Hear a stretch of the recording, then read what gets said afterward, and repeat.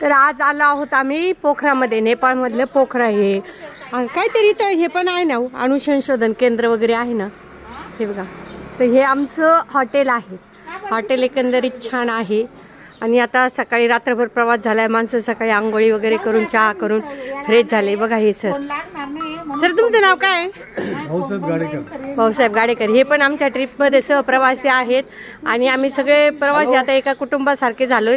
आणि इथं वायफाय मिळाले, त्याच्यामुळे प्रत्येकाची घाई आहे की घरी फोन करायचा, घरच्यांना खाली खुशाली कळायची. कशी चालली आहे सर ट्रिप? मजेत चालू आहे. मजेत चालू आहे ना? काही प्रॉब्लेम? काहीच नाही.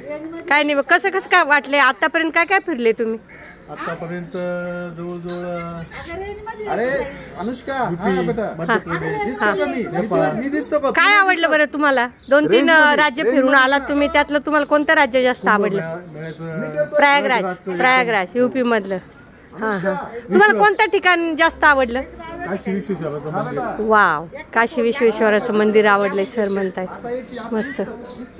भैया जी आप कहाँ से हो? यूपी से. आप हमारे साथ हो क्या? ये गाड़ी में है क्या? ये भैया भी है, हमारे साथ नहीं है लेकिन इनकी ये गाड़ी है दूसरी. ये देखो इनके साथ बच्चे भी है. अभी होटल में तो बहुत लोग आते हैं ना.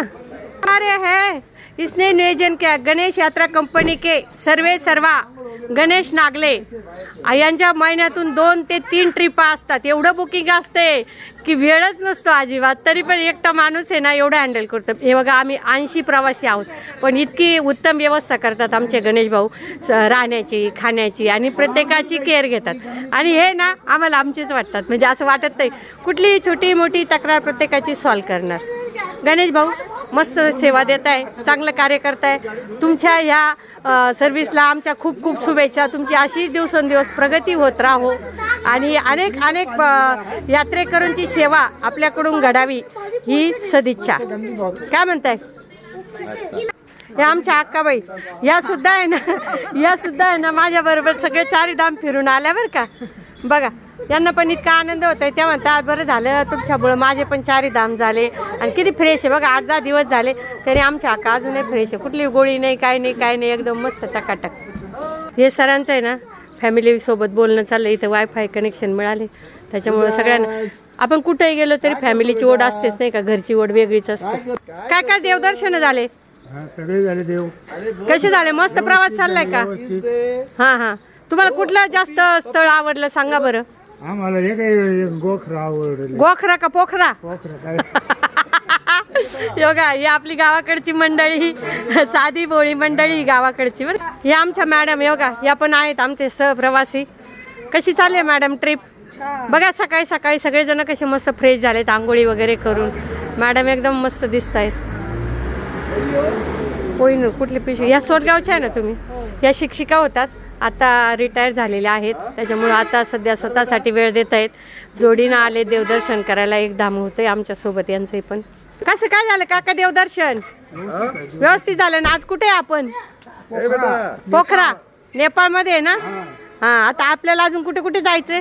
भरपूर ठिकाणी जायचंय. हा बघा ही आमची गावाकडची माणसं, साधी भोळी माणसं पण खूप मायाळू.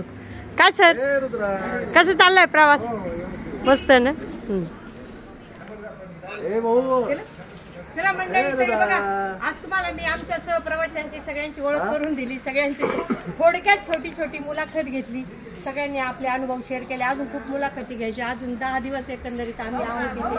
त्याच्यामुळे रोज थोडे व्हिडिओ तुम्हाला पोस्ट होत जातील. एकंदरीत प्रवास आनंदी आहेत, हॅपी आहेत.